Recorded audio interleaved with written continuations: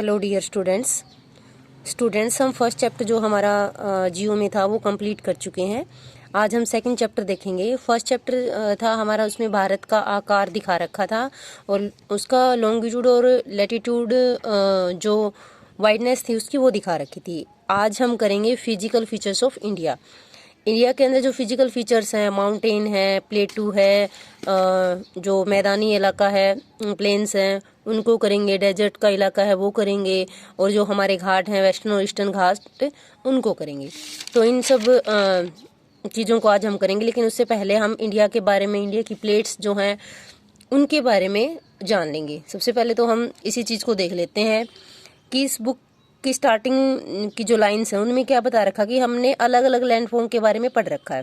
तो ये भी रियलिटी कि हम अलग अलग लैंडफॉर्म्स के बारे में जानते हैं, माउंटेन के बारे में जानते हैं, या और कोई जो स्थलाकृति है उनके बारे में हम जानते हैं। अलग अलग तरीके की हमने देख रखी है। अगर हम मैदानी इलाके में रहते हैं तो हमें मैदानों के बारे में अच्छी सी नॉलेज है।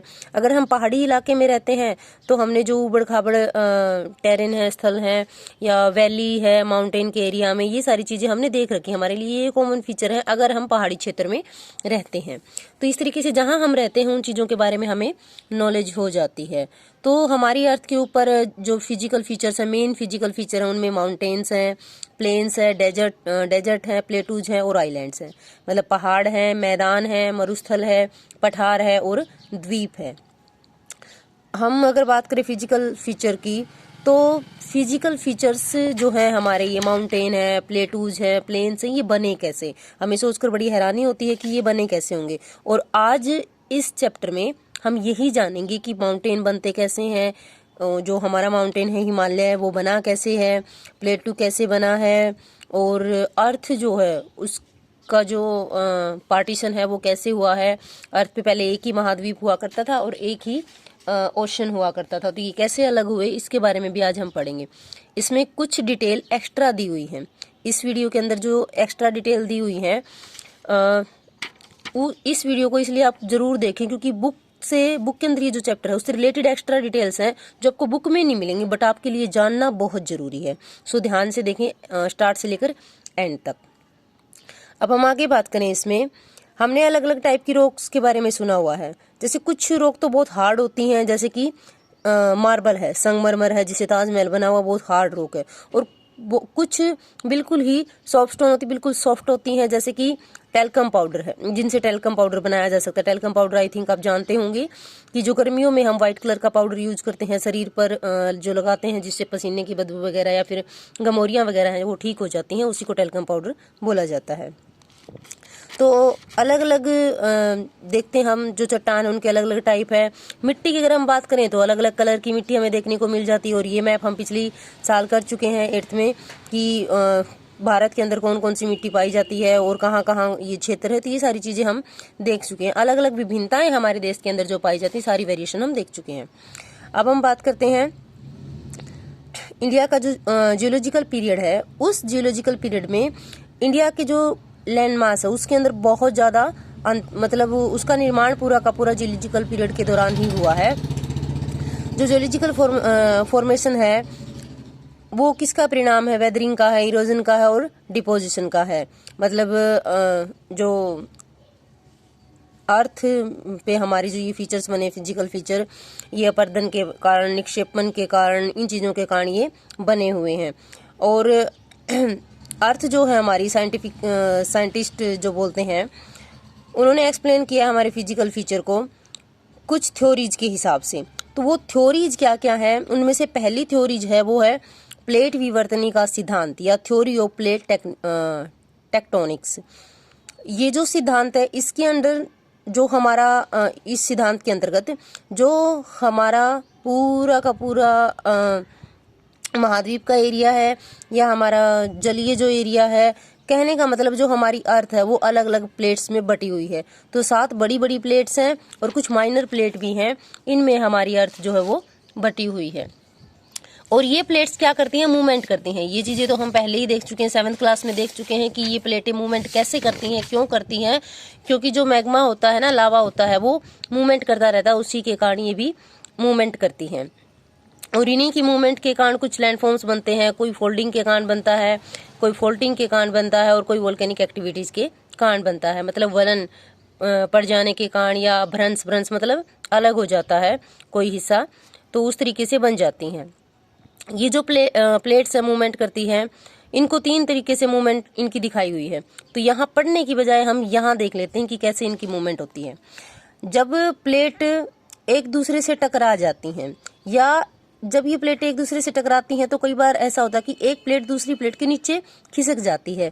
इसको हम कन्वर्जेंट बाउंड्री या अभिसारित सीमा कहते हैं, जब ये आपस में टकराती हैं।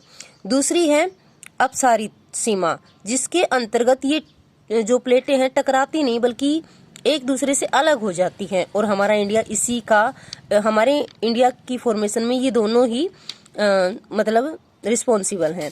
अब तीसरी क्या होती है, ट्रांसफॉर्मेशन जो होती है, रूपांतर, वो एक दूसरे के पास से चली जाती हैं, बिल्कुल उनसे टच करके चली जाती हैं, या थोड़ा सा हट के चली जाती हैं, बट वो एक दूसरे के बिल्कुल पास से चली जाती हैं। और इस पैसेज के अंदर इन्हीं तीनों के बारे में बताया हुआ है, कन्वर्जेंट क्या है, डाइवर्जेंट क्या है, या ट्रांसफॉर्म प्लेट्स क्या है। तो तीनों की स्थिति यहाँ दिखाई हुई है। अब हम आगे बात कर लेते हैं इन प्लेट्स के बारे में ही। जो मूवमेंट है हमारी प्लेट्स की, ये चेंज कर देती है पोजीशन को। इस पोजीशन को ही हम समझेंगे, जो अपनी बुक के अंदर नहीं दिया हुआ है, जो एक्स्ट्रा नॉलेज मैं आपको बता रही थी। जैसे ये देखो, ये हमारी अर्थ है। अर्थ पहले क्या हुआ करता था कि एक तरफ तो सारा का सारा स्थलीय एरिया था, मतलब जहां जमीन थी, और एक तरफ समुद्र था। जो स्थल का एरिया था, जहां जमीनी एरिया था, उसको तो पेंजिया कहा जाता था, और जहां एक तरफ सिर्फ पानी ही पानी था, उसको पैंथालासा कहा जाता था। तो ये एक बड़ा हिस्सा इस तरीके से सिर्फ 2 ही पार्ट में बटा हुआ था, जिसको हम 7 कॉन्टिनेंट या छोटे छोटे आइलैंड देखते हैं। ये पहले नहीं हुआ करते थे। पहले सारा जमीनी एरिया एक हुआ करता था, और ये जो है पानी वाला एरिया एक हुआ करता था। दोनों के नाम मैं आपको बता चुकी हूँ। बट धीरे धीरे ये टूटते गए, और ये जमीन है 2 पार्ट में टूट गई, और 2 पार्ट में से एक पार्ट, जैसे कि ऊपर वाला जो पार्ट था, जो ऊपर के जो कॉन्टिनेंट आप देखते हैं, वो एक हुआ करते थे, उनको तो कहा जाता था अंगारा लैंड, और जो नीचे का पोर्शन था उसको कहा जाता था गोंडवाना लैंड। तो हमारा इंडिया कभी, आज हम मान सकते हैं कि ये उत्तरी जो हमारा गोलार्ध है उसका पार्ट है, बट पहले ये गोंडवाना लैंड का पार्ट हुआ करता था। ये आगे इसमें दिया हुआ, उसके अंतर्गत मैं आपको समझा देती हूँ। अब इससे आगे की बात कर लेते हैं। जो पैंथालासा और पेंजिया है, दोनों को याद रखना है आपको कि जो पूरा समुद्री एरिया था उसको क्या कहा जाता था, और जो पूरा जमीनी एरिया था उसको क्या कहा जाता था। अब इसमें ये बताया गया कि वोल्केनोज हैं, या जो अर्थक्वेक है, कहाँ लोकेटेड होते हैं। मोस्टली वहाँ लोकेटेड होते हैं जहाँ प्लेटों का किनारे होते हैं। जैसे ये प्लेट है, यहाँ किनारा इन दोनों का मिल रहा है, तो यहाँ पर होते हैं, बट सभी नहीं होते। कुछ ऐसे भी हैं जो प्लेट के बिल्कुल बीच में पाए जाते हैं। तो अब हम बात कर लेते हैं ओल्डेस्ट लैंडमास की। जो पेनिनसुला पार्ट है, was a part of Gondwana land. किसका पार्ट हुआ करता था? गोंडवाना लैंड का हुआ करता था। The Gondwana land included India. कौन कौन थे गोंडवाना लैंड में? इंडिया, ऑस्ट्रेलिया, साउथ अफ्रीका और साउथ अमेरिका। जो नीचे का पोर्शन है मैं आपको पहले ही बता चुकी हूँ, ये गोंडवाना लैंड का पार्ट हुआ करते थे। Current split the crust into a number of pieces. मतलब जो स्प्लिट है, करंट स्प्लिट है, वो उसके कारण नंबर ऑफ पीसेज में टूट जाती हैं ये। और इसके कारण जो इंडो ऑस्ट्रियन है प्लेट जो है वो सेपरेट हो जाती है, गोंडवाना लैंड से अलग हो जाती है। कहने का मतलब ये है कि ये 2 पार्ट में डिवाइड हो जाती है।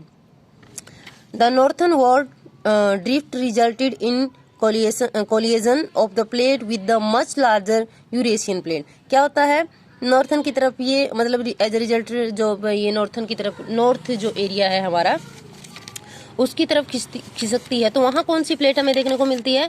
यूरेशियन प्लेट हमें देखने को मिलती है, जो हमेशा हमारे इंडियन प्लेट से टकरा जाती है। और इंडियन प्लेट से ये टकराने के कारण क्या होता है, बहुत बार वहाँ पर भूकंप आते हैं। तो ये स्थिति हमें देखने को मिल जाती है।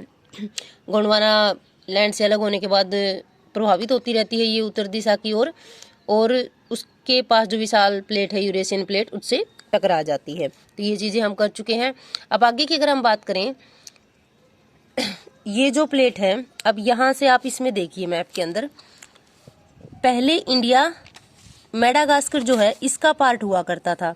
अब जब धीरे धीरे करोड़ों साल लगे तो ये प्लेट है आपस में दोनों जो टूटी, और ये इंडियन प्लेट है ये ऊपर खिसक गई। ऊपर जैसे यहाँ पहले सागर हुआ करता था, टेथिस सागर, और ये इंडियन प्लेट जब यूरेशियन प्लेट से जाकर टकराई तो ये उसके नीचे खिसक गई। नीचे खिसकने के कारण यहाँ का जो एरिया था वो ऊपर उठ गया, धीरे धीरे मतलब जो है पहाड़ों में बदल गया, जो आज का हिमालय हम देख रहे हैं। तो मानिएगा आपकी ये जो हमारा साउथ पार्ट है इंडिया उसका पार्ट हुआ करता था, गोंडवाना लैंड का पार्ट हुआ करता था, जो आज उत्तरी गोलार्ध में स्थित है। ये हम देख चुके हैं, यहाँ टेथिस सागर के बारे में बताया गया है। अब यहाँ गोंडवाना लैंड के बारे में बताया गया है कि जो पेंजिया का एक बहुत बड़ा हिस्सा हुआ करता था, 2 पार्ट में फिर ये बट गया, मतलब हो गया हमारा जो जमीनी एरिया है गोंडवाना और अंगारा लैंड। अब हम हिमालय की बात कर लेते हैं, जो आपको नॉर्मली मैं बता ही चुकी हूँ कि किस तरीके से हिमालय जो है वो बना है। इसकी डिटेल जो है आगे हिमालय में दी हुई है, उसके दौरान हम सब चीज़ें पढ़ेंगे।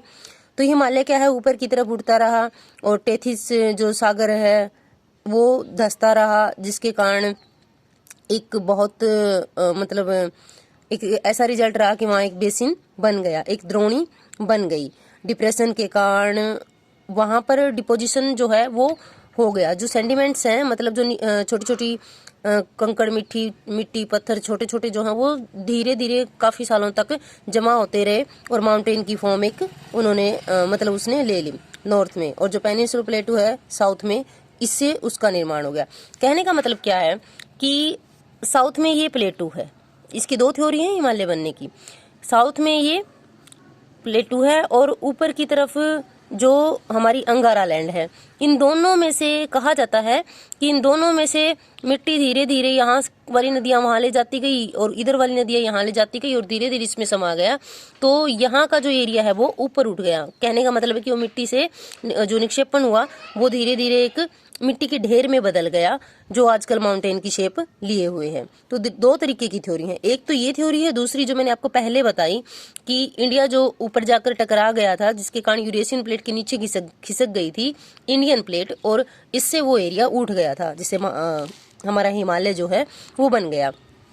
और ये इतना ऊंचा उठ गया था, आप सभी जानते हैं कि 165 मीटर की ऊंचाई पर जाने पर 1 डिग्री तापमान बढ़ जाता है। और लगभग जो हमारा एरिया है हिमालय की अगर हम बात करें तो लगभग 9 किलोमीटर हाईएस्ट जो चोटी है वो पड़ती है लगभग।